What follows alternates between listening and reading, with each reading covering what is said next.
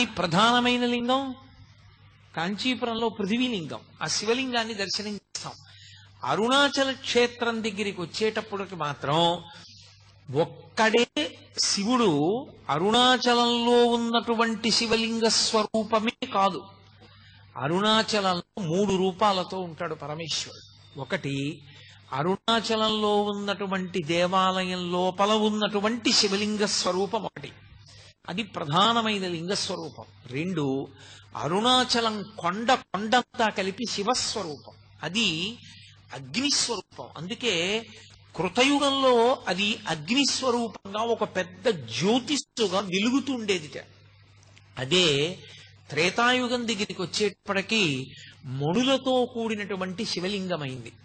అదే ద్వాపర యుగంలోకి వచ్చేటప్పటికి పెద్ద స్వర్ణలింగమైంది. కలియుగంలోకి వచ్చేటప్పటికి మరకత లింగమైంది.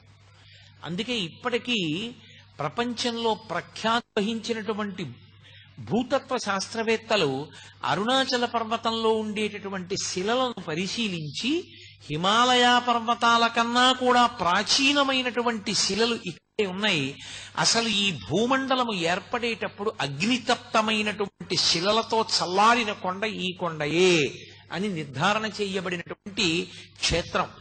ఇప్పటికీ అరుణాచలంలో దేవాలయానికి పునర్నిర్మాణం చేస్తున్నప్పుడు కుంభాభిషేక సమయంలో అక్కడ ఒక సొరంగ మార్గం కనపడింది. భగవాన్ రమణులు చెప్తూ ఉండేవారు, ఆ సొరంగం అరుణాచలం కొండ మధ్య భాగంలోకి వెడుతుంది. పైకి కొండ కనపడుతుంది, ఈ మాంసనేత్రానికి ఒక కొండలా కనపడుతుంది, కానీ యథార్థమునకు అది ఒక జ్యోతి స్వరూపం, అదొక పెద్ద జ్యోతి. పట్టాభిరామన్ అని చెప్పి భారతదేశానికి ఆర్థిక శాఖ మంత్రి చేశారు. ఆయన తిరువణ్ణామలై వెడితే ఆయనకి అక్కడ ఉన్నటువంటి కొండలో పెద్ద జ్యోతి కనపడింది. ఇప్పటికీ అరుణాచల క్షేత్రంలో ఎందరో మహాపురుషులు దర్శనం చేశారు, ఎందరికో దర్శనాలు అయ్యాయి, ఎన్నో చోట్ల గ్రంథస్థం అయ్యాయి ఆ విషయాలు. సప్తర్షులు కూడా జ్యోతుల యొక్క స్వరూపాలతో వచ్చి అరుణాచల పర్వతంలోకి వెళ్లి పరమేశ్వరుణ్ణి సేవించి మళ్ళీ ఆకాశంలోకి జ్యోతుల రూపంలో వెళ్లి సప్తర్షి మండల ప్రవేశం చేస్తుంటే దర్శనం చేసిన వాళ్ళు ఎందరో ఉన్నారు. సభాముఖంగా చెప్పడం నాకు ఇష్టం లేదు, కానీ నేను మీతో ఒక విషయం చెప్తే మీరు ఆశ్చర్యపోతారు. నేను అరుణాచలం వెళ్ళినటువంటి మొట్టమొదటిసారి గిరి ప్రదక్షిణం ఎలా చెయ్యాలో కూడా నాకు తెలియని రోజుల్లో నేను ఎలా గిరి ప్రదక్షిణం చేయాలి, నాకు ఈ క్షేత్రంలో ఇంతకాలం ఉండాలి అని ఏమీ తెలియక నేను మళ్ళీ తిరుగు ప్రయాణం ఏర్పాటు చేసుకొచ్చేసాను. ఎలా అని నేను అక్కడ నిలబడి ఉంటే ఒక వ్యక్తి వచ్చాడు. గిరి ప్రదక్షిణం చేస్తారా అని అడిగాడు. అవును అన్నాను. నేను తీసుకెడతాను రండి, నేను ఇక్కడే ఉంటాను, ఇప్పుడు చూస్తూ ఉంటానన్నాడు. చీకట్లో నడిచి పెడుతున్నా. నాకు ఎప్పుడూ అనుమానం ఒకటి ఉండేది, రాములు తల్లిగారికి మోక్షం ఇచ్చారు, ఏ కారణానికి అని అనుమానం ఉండేది. నడిచి వెడుతుంటే ఆయన నన్ను రాత్రి 11 గంటల వేళ అకస్మాత్తుగా చేయి పట్టుకుని అటువైపుకి తీసుకెళ్లాడు, పొదల దగ్గరికి. రమణుడికి స్వార్థం, వాళ్ళ అమ్మకే మోక్షం ఇచ్చాడు, అవునా అన్నాడు. నేను తెల్లబోయాను, ఇదేంటి ఇంత ఖచ్చితంగా నా మనసులో మాట అన్నారని. ఏమైతే అని నేను ధైర్యంగా అన్నాను, అవును నాకు అనుమానం ఉంది. ఆయన అలా ఎందుకు ఇచ్చారు మోక్షం అన్నాను. నీకు తెలుస్తుందిలే అని ఆయన అని 4 అడుగులు వేశాం.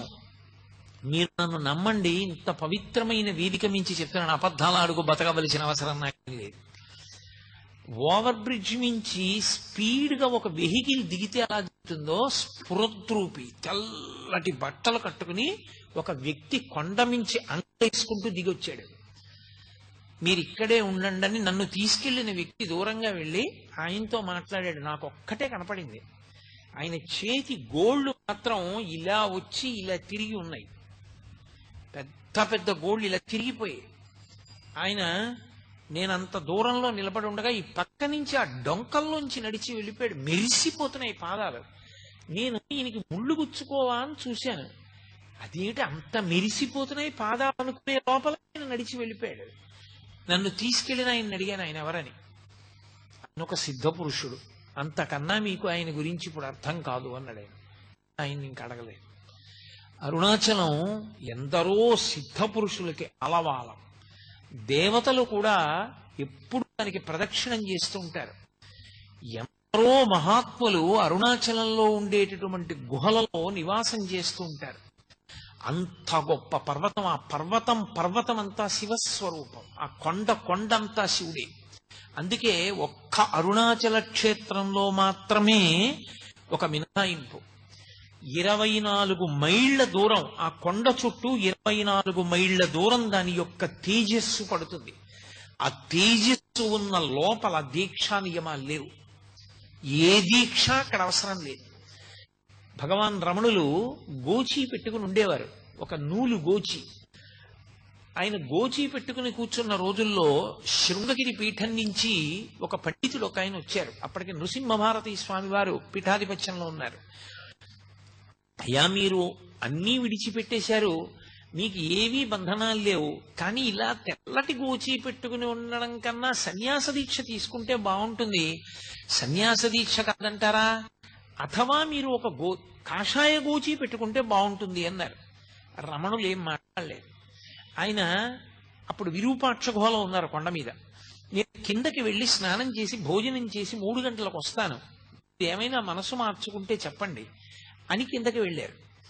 ఈలోగా ఒక వృద్ధుడు వచ్చి ఒక పెద్ద పుస్తకాల మూట ఒకటి అక్కడ దింపాడు. నేను ఇంకా స్నానం చేయలేదు, స్నానం చేసి వస్తాను, ఈ మూట చూడు అని రమణులకి చెప్పి వెళ్ళి, రమణులు కిందకి దిగి ఆ మూటలో పైన ఉన్న పుస్తకాన్ని ఇలా తీశారు. దాని బట్టకి నొక్కుంది. ఎక్కడ నొక్కుందో అక్కడ తీసి చూస్తే సంస్కృతంలో ఉన్నటువంటి అరుణాచల మహాత్మ్యం పుస్తకం. ఆ పుస్తకంలో ఉంది, ఆ కొండకి 24 మైళ్ల పరిధిలో ఏ దీక్షా నియమము లేదు, అందుకని సన్యాస దీక్ష అని ప్రత్యేకంగా తీసుకుని ఉండవలసిన అవసరం లేదు అరుణాచలంలో అని.